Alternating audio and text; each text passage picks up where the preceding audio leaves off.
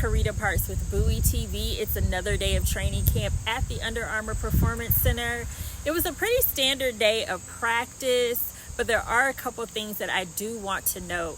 First and foremost, coming off the injury list today was Rashad Bateman. He returned to practice. It was a little bit of a short practice for him. He did not stay involved the entire practice. He left pretty early on.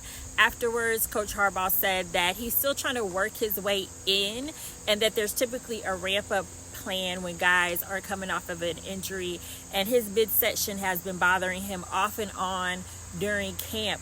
Also, good news on the defensive side of the ball. TJ Tampa, who was on the physically unable to perform list, he was at practice today. He's still not a full participant, but once again, they're easing him back in. And then yesterday, there was a scare with Kyle Hamilton, who hurt his leg. He was not in practice, but he was on a side field moving around.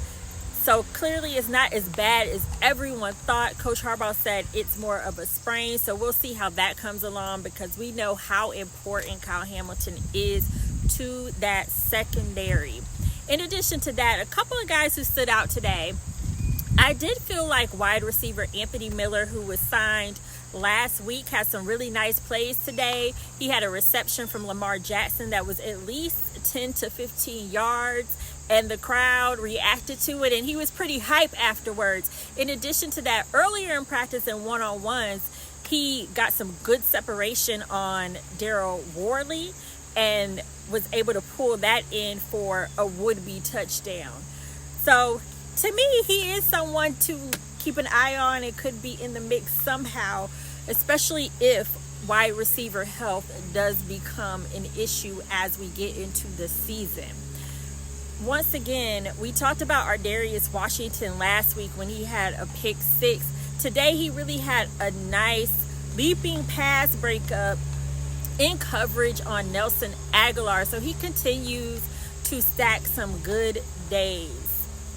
After practice, we had an opportunity to talk to pass rush coach Chuck Smith, and he had a lot of good things to say about many of his guys, but in particular, he got really passionate when talking about Odafe Owe, who he did face some injuries last year, so he's having a great camp, but there are a lot of eyes on how will he perform this season. And Chuck Smith made some really good points about how Odafe just didn't get the snaps that he needed to perform as everyone thinks he should have. He mentioned that Kyle Van Noy and Jadeveon Clowney were veterans, and so they got more snaps than Owe. And then in addition, he was hurt. But here's more from Chuck Smith. Now, what he needs to do, first and foremost, he just needs to have those reps. He needs to be on the field and continue to get those reps.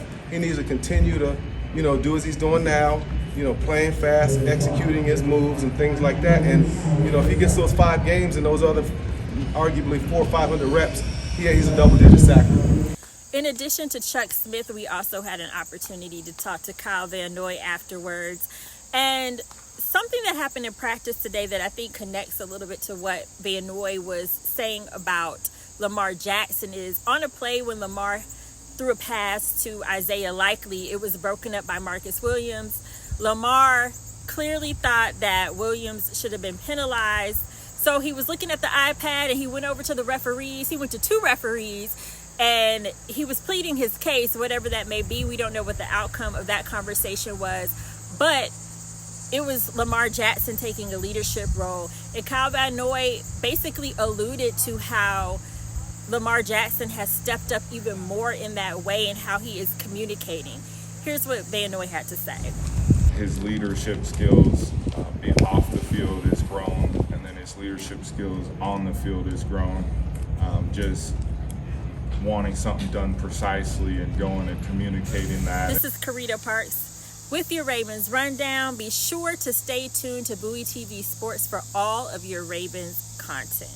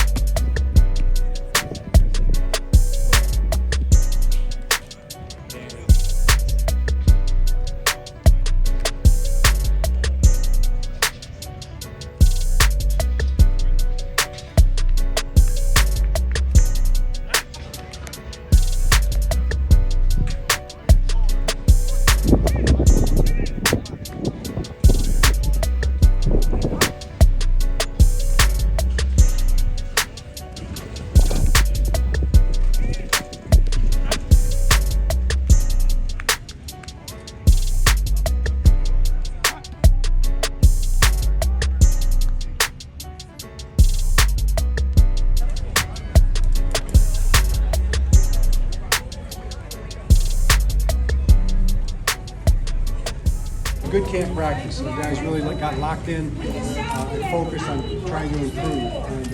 And competed a lot of ones against ones today, and it's good to see the competition. And that's how you get better. What question do you have? John, having Kyle Van Noy from the beginning this year, what kind of difference does that bring as far as just leadership in a position group where he's definitely the event here? No question. Kyle has definitely, I think he's enjoyed being here from the beginning. I mean, you come in once the season's begun and you're just kind of trying to play catch up with the defensive scheme, but also with the relationships. Now he's one of the guys. Everybody knows him, respects him. He's definitely a leader. Knows the defense very well and practicing hard every day. So it should be a plus for us.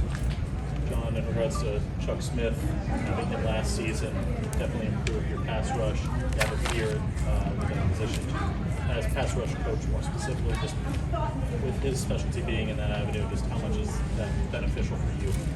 You know, it's kind of a unique way to do it. And Chuck's an all-around football coach. You know, he coaches every part of the position. He was a pass rusher as a player, one of the all-time great pass rushers, and then kind of took that on as a obsession almost, I would say. And he's become one of the maybe the best, foremost pass rushing coach in the business. I feel that.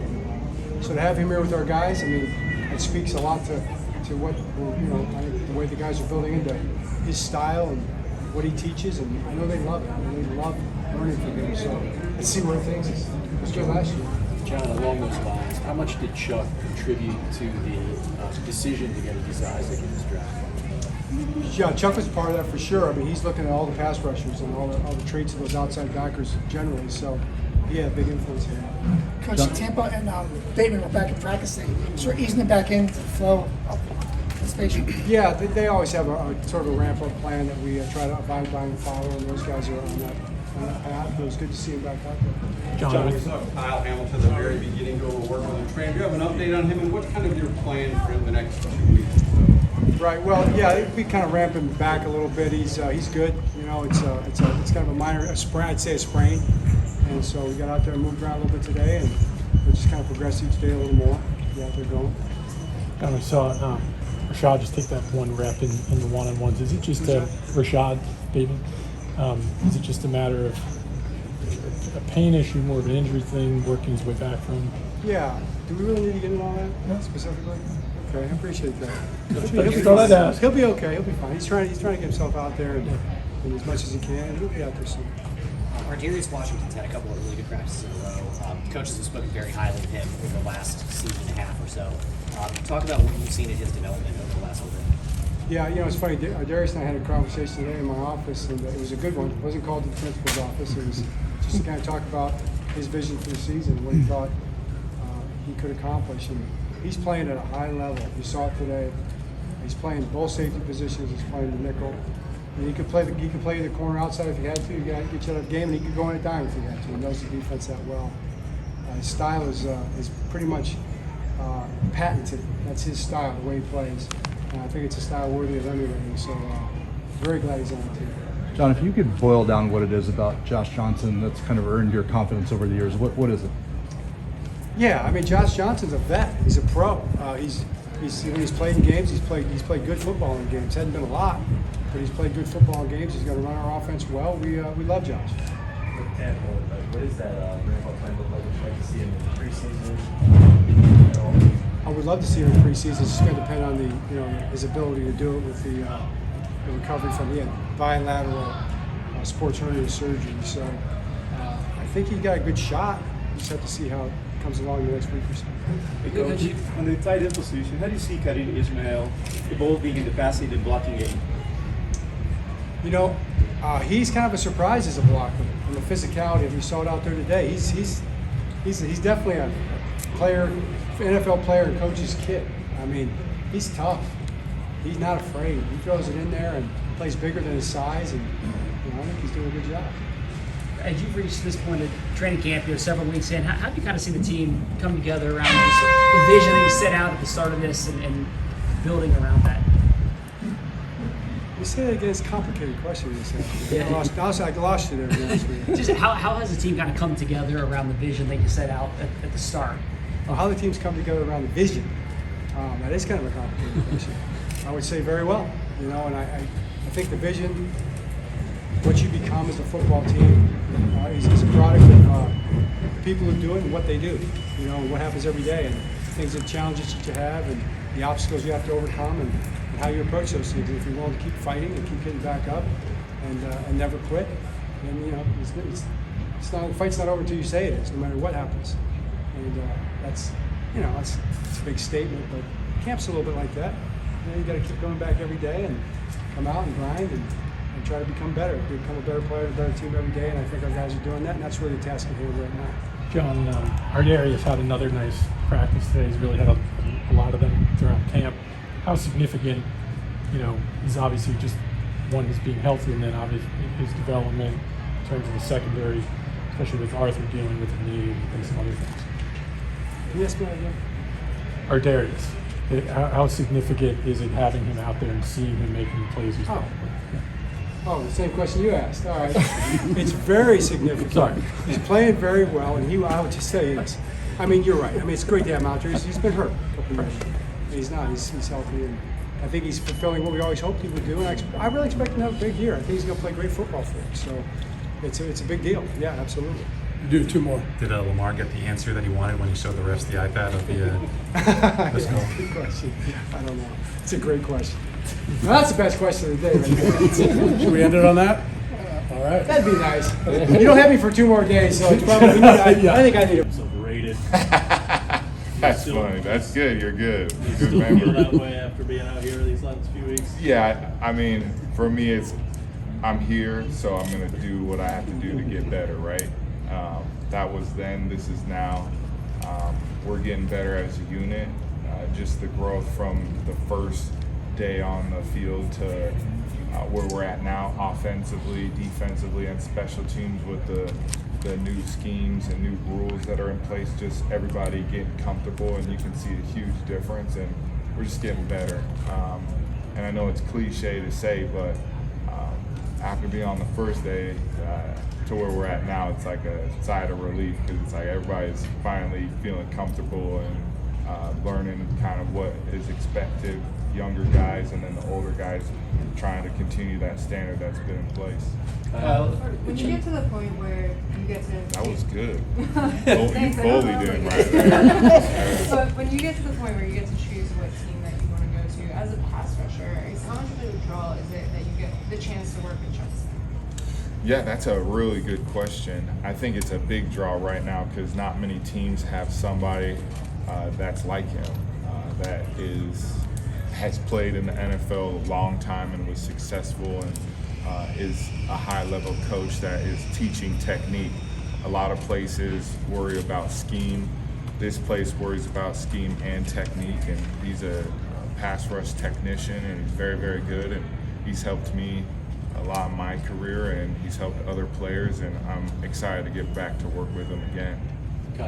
You had Joe Evans had a very long night the other night Yeah, in there, and Big honestly, Joe. unbelievable amount of work. You obviously sat out the game. What do you talk about on the sidelines with somebody like Joe? Yeah, that's Mr. Iowa right there. He's an Iowa Hawkeye if I've ever seen one. Big Joe, just love his passion for the game. I love that he didn't complain one bit. I mean, not only is it a interview for this place, right? It's an interview for 31 other teams.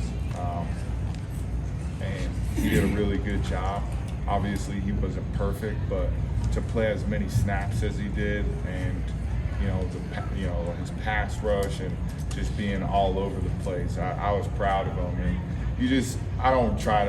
I try to stay back, and if they come up and ask, or if I see a pointer, I don't ever want to be in somebody's flow like that, especially when they're grinding the way he was grinding, to be like, hey, do this, It's easy for me to say. So I was really proud of how he played. Like, dude, it's awesome. He is a team favorite right now, for sure. Kyle, Chuck just was talking about your role kind of focusing a lot on the pass rush and being a pass rusher this season. How much can that level of focus and dialing into that aspect of the game really help you become a better pass rusher at this stage of your career? Yeah, I think I have answered this one before, but again, I'll answer it again. I haven't played on the ball like this for very long. Out of my 11 years now, this will be year 3 out of my 11 that I've solely haven't had to worry about playing middle linebacker with a green dot and I still kind of tell people what to do every once in a while, but not as much communication, just focusing on my task and opportunity to win a one-on-one and just getting better at it and grinding at it.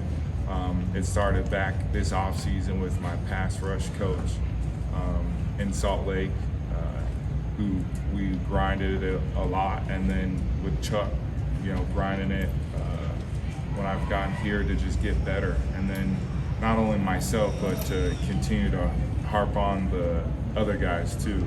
Like, I don't want to just do it by myself. I want everybody to come with me type of deal. And I'm excited. Goff has looked really, really good this camp. I'm excited to see him play. And Jaw is getting healthier, and then T-Rob's gotten a lot better. So the group is really growing, and I'm happy that everybody is trying to perfect their craft, because 1 year can change your life. So I hope all those guys really continue to grind, because they're able to now have the opportunity to change their lives. You touched on it. That was good. You kind of touched on it at the end of that, but the young edge rushers that are expected to make that leap this season, where are you seeing their biggest growth and development? That's a good question. I like to be honest. I mean, we can go collective. I'm just going to put them all together because all of them are learning at different paces, right? Some have been injured, some have been on the field a lot, and I would just say confidence is the main thing that I've seen. The confidence to really know their job, and then the confidence of making plays and being able to feed off one and stacking another. And that's just not only confidence, but confidence of practice, and then putting a week and putting a preseason game, and you're going to see it this whole week. We've seen progression, but then you'll see it in this next game, the progression of just that confidence. I really think is going to continue to show each and every game. I noticed you talking with Lamar at times during practice. It's competitive practice. How are you seeing him lead the offense and taking charge in this camp? Yeah, I'm very proud of him. Me and LJ have a good relationship, and I'm happy for that. And just seeing his growth, not only as a player but as a person, is awesome too. Just his leadership skills, being off the field, has grown, and then his leadership skills on the field has grown.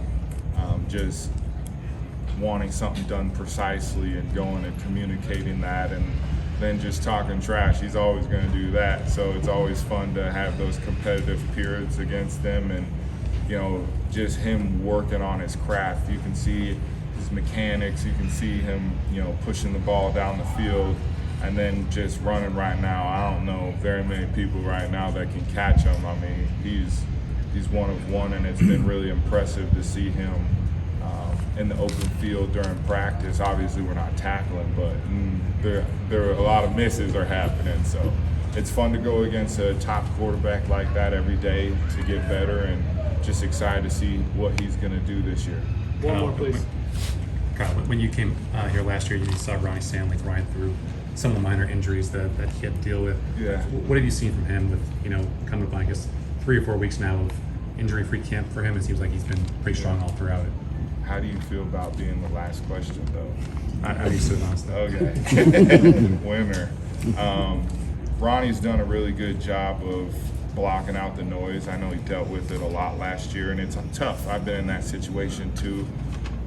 A time in my career where you just have one of those injury bug years, and you just try to, we call it thug it out, where you're just trying to do whatever you can to get through the games and try to play at the best of your ability. And I think he did that. He literally laid it on the line for trying to win a championship last year, and he deserves a lot of credit for that. But I don't want to speak for himself, but I know he wants to be great, right? And this year he's done a great job of leading the group. He's been kind of the spokesman for that line with the guys like Moses and Kevin Zeitler leading, he's really done a great job of being the voice and, picking it up and letting everybody know when, they need to be better and be on their stuff. It's awesome to see, especially during one-on-ones. He's coaching the guys up and they're getting better. And he's got to be that to go where we need to go. And it's awesome to see him play at a high level. And it's awesome to go against, too. He's a top tackle. He's been all-pro, so it's a good look for everybody. So awesome. Yeah, thank you. Can you talk just a little bit how you coach, any differences and similarities you see in coaching interior versus edge pass rushing? Well, the first thing is making the inside guys understand that they're more than just big guys. Let them know, beaks know, they're understanding that you're more just a two-gapper. In the modern era now of pass rush, the big guys are getting double-digit sacks if you look around the NFL. So the mindset of the traditional 3-4 team was that the big guys got to be what? Space eaters.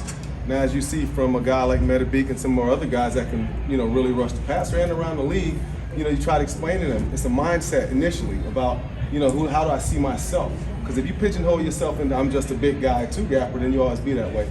So in giving the player a lot of credit, Big put in a lot of work of training. He continues to be on the same regimen, and he works hard, and he believes in himself. Chuck, did I answer your question? Well, and the differences, similarities to edge rushing. Oh, the difference is, well, the bodies inside are a little more compact together. The guys outside are more streamlined, and I call it like the 1 second rule. For guys inside, you have to execute your move at 1 second because the offensive linemen are going to have their hands at 1 second. Outside, it's somewhere around 2 seconds. So when you understand that, it's the difference really between a fastball and a curveball. You know what I mean? So inside, it's going to be a fastball. Outside, it's more of a curveball. Thank you. Did I answer your question? Yep. All right, cool. What's special about Kyle Van Noy as a pass rusher? He wants to be a great pass rusher. And I think what's really special is that after all these years, he's been in multiple teams. Now he says, man, I've never had a chance to just focus on all pass rush. I mean, he's a nickel rusher. In all the other places, he was off the ball, he was on the ball. So the thing that's cool is he really understands how the games work, inside, because he's done those kind of things. And he just loves it. And we talk about pass rush all the time. When it comes off the field, we'll be walking by each other, we talk about pass rush. In the off season, he'll send me some videos because he put in a lot of work this offseason as well as last offseason. And he really just loves pass rush, and it's pretty awesome when you get a guy, at this stage that says, you know what, I'm cool to come off the bench, so to speak. Not as a starter, not traditionally. Bench sounds kind of a little harsh. But you know what I mean. To come off and accept my role and thrive at it. And he's always just talking and has great ideas. And as everybody here, you might have noticed, dude is super smart. He's really, he played for Belichick. He played for a lot of great guys. So that, it does give you some credibility with understanding defense. Chuck Scott, with Odafe, what does he need to do to take that sort of next step? Obviously, we see him out here. He's in the backfield a lot. What does he need to do to kind of make that next leap, I guess, in games? Okay. Well, let me explain something first about Odafe. So for everyone here that looked at last year, okay, first things first, Odafe came out, smoking, right? Okay, Odafe ended up having 5 sacks, all right? He missed, 4 or 5 games? Missed 4, and then he went out half on another. That's 5 games. He ends up being on a team that brings in 2 veterans that get over 250 snaps, easy. So when you look at the big picture, if Odafe is healthy, and remember, we gave JD and KV almost 500, it might be more than that, because I think JD had over 300-something snaps. So from all fairness to Odafe, and I know, it's all about production, and I do understand that. When you look at it from a pass rush standpoint, the numbers just didn't equate because the guys absorbed a lot of his reps too. You know what I mean? So, and that's not making an excuse for him, but that's just being truthful about it from his situation. Now, what he needs to do, first and foremost, he just needs to have those reps. He needs to be on the field and continue to get those reps. He needs to continue to, do as he's doing now, playing fast, executing his moves and things like that. And, if he gets those 5 games and those other arguably 400 or 500 reps, he's a double-digit sacker. You know what I mean? And again, even he missed 4.5, 5 games. Go count. I always hear the little jokes sometimes about him missing sacks. He did miss 7, 8, 9 sacks. in the season. So again, he's getting there. He's going to be an A-list rusher, and I'm just excited for him. You know, he's buying in, and as he always has, he's a good dude, and no one deserves to finally reach that pinnacle than Adafe, and I think he's going to, go 100% to reach that goal. Chuck, last year, you guys led the league in sacks. Probably before the season, though, people weren't looking at you guys that way. Right. This year, after losing JD, now some people saying, where's the pass rusher? How much do you guys, players, and even yourself, take that as a challenge? Man, I really don't even care what people think.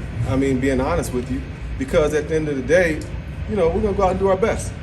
If we don't reach the goal that we want, everybody wants to be the best pass rusher in the league. But from my standpoint and the guys, if it doesn't happen, we're not going to be like, oh man, we're going to get back to the drawing board and see what happens moving forward. But it's not one of those things. And as it relates to JD, when JD came in, I taught JD. It's okay. So, everyone, he came in here and got taught. He's already being taught. So JD wasn't some, what do they say, a guy who came in and saved the day. No, we had already trained him. So he was really already under kind of the Ravens somewhat window, because I had been training him for years. So, but I'm not trying to be, but that's really weak. I don't even think about that. I could care less. All I want to do, my goal is to really impact quarterbacks by beating them up. Simple as that. If we beat up the quarterbacks and his ending's not always the way he wants, then we've had an impact and the numbers will come. When did you first hear about Adisa Isaac, and what did you like about him that made you want him on the team? And now, since then, what have you learned about him? Well, first time I seen him just watching Penn State Auburn, I don't know, was that last year or 2 years ago? Penn State Auburn, and they beat the brakes out of Auburn. Now, I don't know any War Eagles around here, but I'm evolved. That's a whole other story. But I watched him, he was fantastic, and when I watched his film, he was explosive, had power, had the ability to change direction, and all those other things. And he was super smart, and he had good length. And I'm not a person that's caught up in he's tall and long. I could care less, but he's tall and long, and he has a lot of strength. And he was a good dude. I got a chance to talk to him and thought he would fit in. And we were in the market for someone, but also wanted someone that can fit in, has the right mindset, that can work in a team. Because the team was kind of like a puzzle. All the pieces got to fit, and our room has got to be like that as well. I like Adisa. He's out there just getting started, and it's exciting to see him do some good things. Chuck, obviously health is the big thing for David Ojabo, just getting those reps on the field. But what do you see in his game? Where does he need to make his strides to kind of have the breakout that people do? Well, you want, number one, I'm sure Harbs has talked about it. I can't get into the medical stuff, but I know he's working hard. I know he's, had a good spin today. I know he's running to the ball. I know he's striking blocks. I know he's showing signs that, he's improving. And I've had a torn ACL, and anybody's ever had one knows it takes time to come back. But he's out there fighting. He's out there scraping. And I just think that if he continues the way he's going to, have success, because he knows he's got moves. Now we just got to, give him the opportunity, for him to be healthy to be able to execute those moves. Chuck, some turnover from the pass rushing group last year to this year. You mentioned not really caring about the sack totals, and they'll come. What is it that, at this point in camp, that excites you the most about the group? Well, we're in year 2 of guys who we've developed. The guys inside, everybody in our unit has a skilled move. Everybody in the unit understands the language we talk. We have a specific language that we talk. We have certain moves, how we say it, certain approaches, certain things that we wanted to kind of implement last year, where everybody on the front can be a threat at some point, whether we're in our Raven group with 3 bigs. Mike P, y'all watch Mike P, he was rushing last year. Brody got sacks, Travis got sacks, Herb had 3 sacks last year. So you want, everyone to be able to do that, and that's kind of the good thing, is that we want everybody to be a threat, Does that answer your question? Yeah. I might have been rambling. No, you're good. Thank you. Coach, you talked a little bit about body competition of pass rushers. Oh, yeah. Tavius Robinson's kind of a unique build in a guy, and he's had some time to develop in the system now. What are you seeing from him? Man, he's a glass eater. Tavius Robinson he's never turned down 1 rep since he's been here. That's the best way to describe this dude. Every play, and I'm not exaggerating, he has given effort. Every day, Tavius Robinson listens to the coach. Every day he works out hard, he's early. Every day when he gets in those drills, he puts hands on people in the run. He continues to work hard to continue to develop as a pass rusher. And his main responsibility for us, because remember, Tavius played last year. I mean, Tavius was in big games early on. He's not like a second-year guy who's never played. I mean, he's went out there and smashed with some of the great teams that we faced. But I really can't say enough about him as far as who he is and how physical he is. And he shows no mercy. Tavius Robinson is everything you look for. And what, like Coach Harbaugh says, a Raven, Tavius, and always remember, I'm going to tell you, he's never turned down a rep. He's never not run to the ball. And that's saying a lot about a player. And I mean, it's all the truth. I'm just telling you who he really is. Everybody here will say that.